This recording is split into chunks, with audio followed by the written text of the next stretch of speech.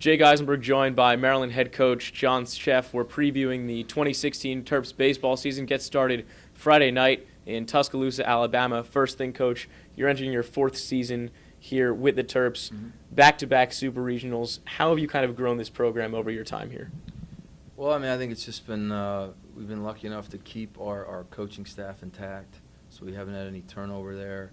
That's helped us immensely as far as like all the decisions that we make. Recruiting decisions, coaching decisions, facility decisions.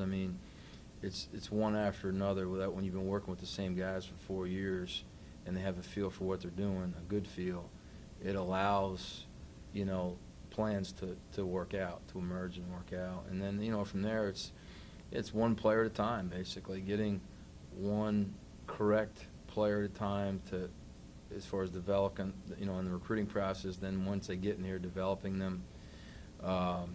And trying to make sure you have the right makeup guys and the culture that you're trying to work with, which is what we try to do each day. So, 2 straight seasons now, ending in a super regional. What's it going to take this year to get past that hump and to Omaha for the College World Series? Well, I think we just have to kind of keep preparing the way that we have, and we have to integrate some new guys into the system, into new roles, like any coach in any sport would. And not get them too far away from the past, but understand that it is time for us to take the next step. And I think we have good enough players where hopefully we can do that.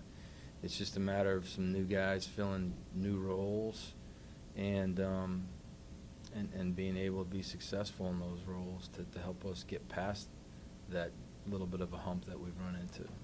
So let's focus in just a little bit on the Big Ten Conference play. Second season in the conference. Last year finished second in the regular season and second in the tournament as well. This year picked second and picked first by some other publications. Right. Where do you see the expectations for a Big Ten play? Well, it's hard to say. Obviously, I've never started any season as a coach not expecting to win a conference championship. So, I think our players know that. They realize that. Their thoughts are the same thing. It's easy to say that because that's kind of like one of your end goals is to win a conference championship. But there's a lot that leads up to that as far as your day-to-day preparation, game to game. We have to go through a long Big Ten schedule in order to even get to that point. So, but I'd be lying if I didn't say we would expect to win the conference championship because we feel that way every year, like we did the last 2 years. And whether that happens or not, I don't think we'll ever get away from that thought process. This is a really young team. There's 25 underclassmen, 13 true freshmen, and then on the other side you have 2 fifth-year seniors in Rob Galligan and Anthony Papio. What's kind of the dynamic on the team between the old and the young players?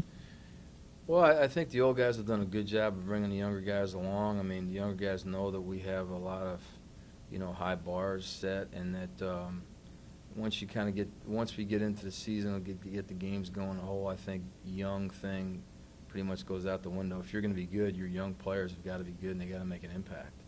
And the older guys have got to help them do that, which they have. So I think the relationships are good. I think guys get along well. They work well together each day. There's not a lot of bad attitudes or selfish attitudes in there that we struggle with every day.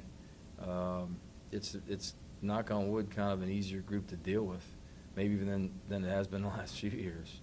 I don't know if that's good or bad, but it's a good working environment that we're able to go to every day with these guys, and it's been an easy group to work with in preparation for the 19th.